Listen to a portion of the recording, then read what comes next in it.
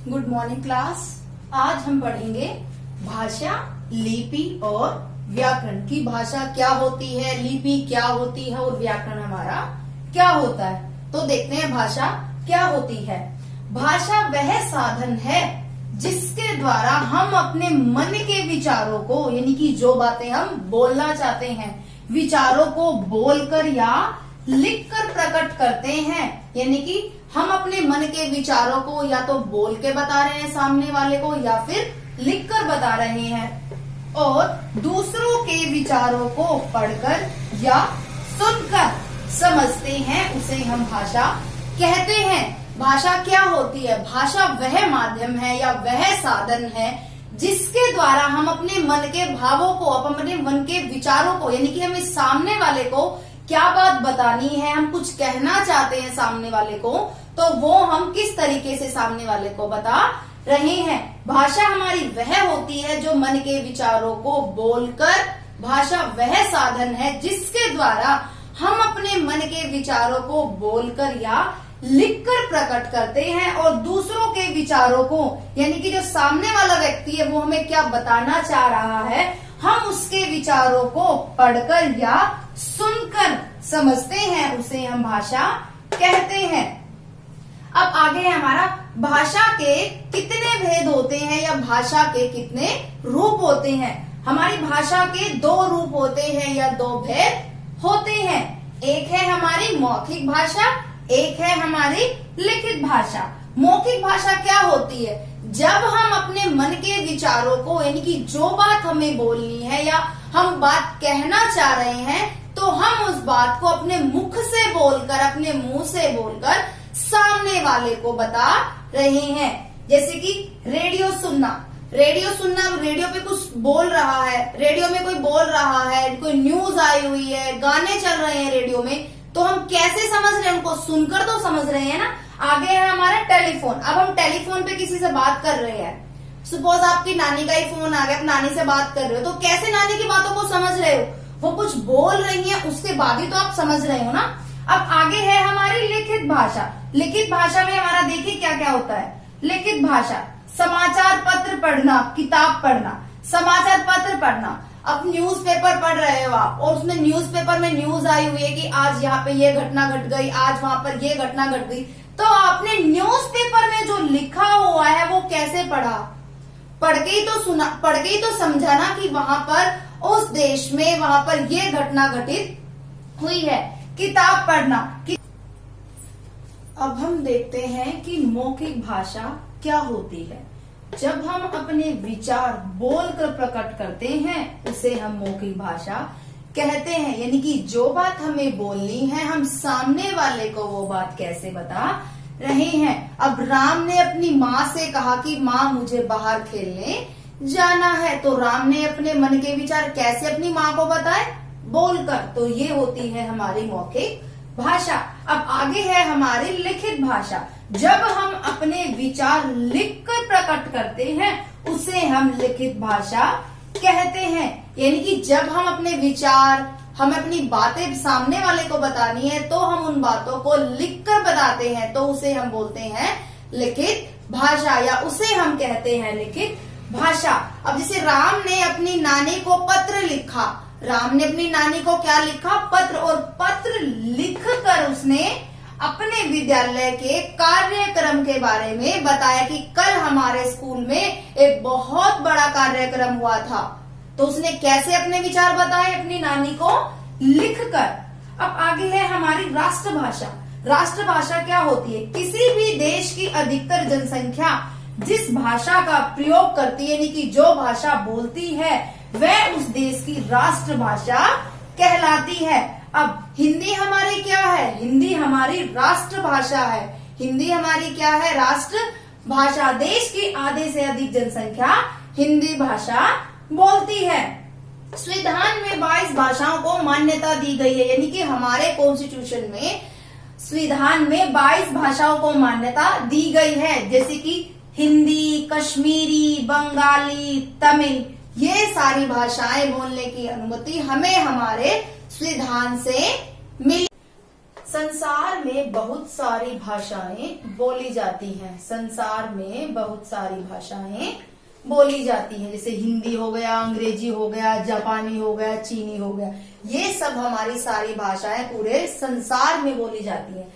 प्रमुख भारतीय भाषाएं, हमारे कुछ प्रमुख भारतीय भाषाएं भी है जो भारत में बोली जाती हैं। हिंदी, गुजराती, पंजाबी, मराठी, ये सब भाषाएं हमारी भारतीय भाषाएं हैं। भारतीय संविधान में, हमारे कॉन्स्टिट्यूशन में 22 भाषाओं को मान्यता मिली है। अब आगे हम देखते हैं कि हमारी भाषा की कुछ इकाइयां भी हैं। भाषा की कुछ इकाइयां भी हैं। ध्वनि, वर्ण, शब्द, वाक्य, ये सब हमारी भाषा की इकाइयां हैं। ध्वनि, ध्वनि क्या होता है? मुख से निकली आवाज को ध्वनि कहते हैं। मुख से निकली आवाज को ध्वनि।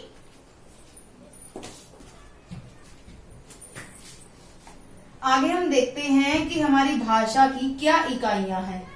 भाषा की कुछ इकाइयां होती हैं। ध्वनि, वर्ण, शब्द और वाक्य। ध्वनि, वर्ण, शब्द, वाक्य। ध्वनि क्या होता है? ध्वनि क्या होती है? मुख से निकली आवाज को ध्वनि कहते हैं। यानी कि जब हम बोल रहे हैं तो हमारे मुख से ध्वनियां निकलती हैं, तो उन्हें हम क्या कहते हैं? ध्वनि। आगे है हमारा वर्ण।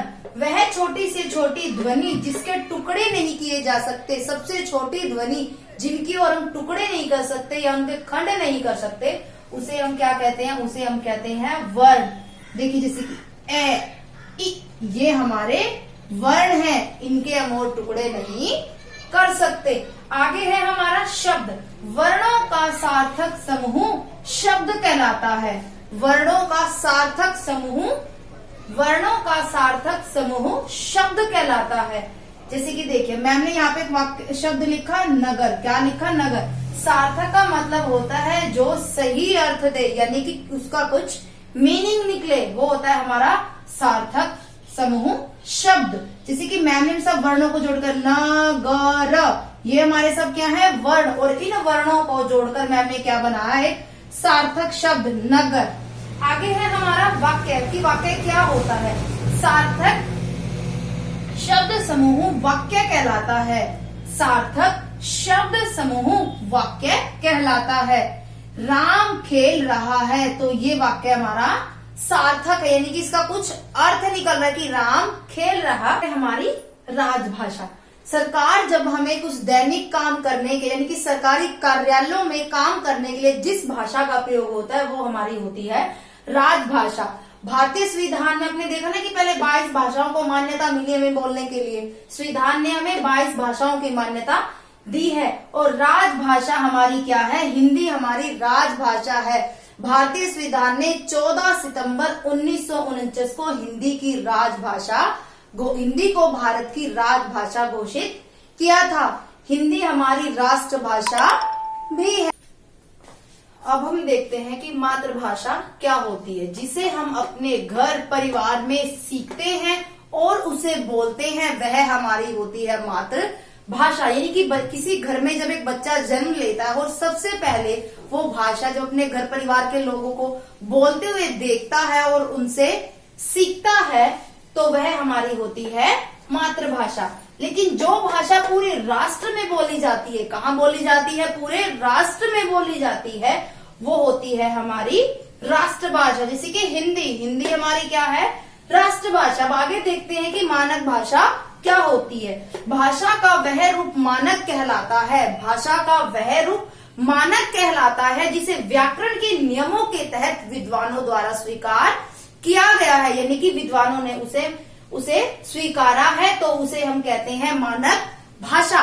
भाषा का प्रयोग जब एक विस्तृत क्षेत्र पर किया जाता है, कहाँ किया जाता है? भाषा का प्रयोग जब एक विस्तृत क्षेत्र पर किया जाता है, तो भाषा पर वहां के क्षेत्र का और संस्कृति का प्रभाव पड़ता है, जिस कारण भाषा में एक रूपता नहीं रहती है। तो भाषा में एक रूपता लाने के लिए मानक भाषा का प्रयोग किया जाता है। अब आगे देखते हैं कि लिपि क्या होती है। भाषा में वर्णों के चिन्हों को लिखने के ढंग को, यानी कि जो वर्ण हमें दिए गए हैं उन वर्णों को लिखने के ढंग को हम क्या कहते हैं?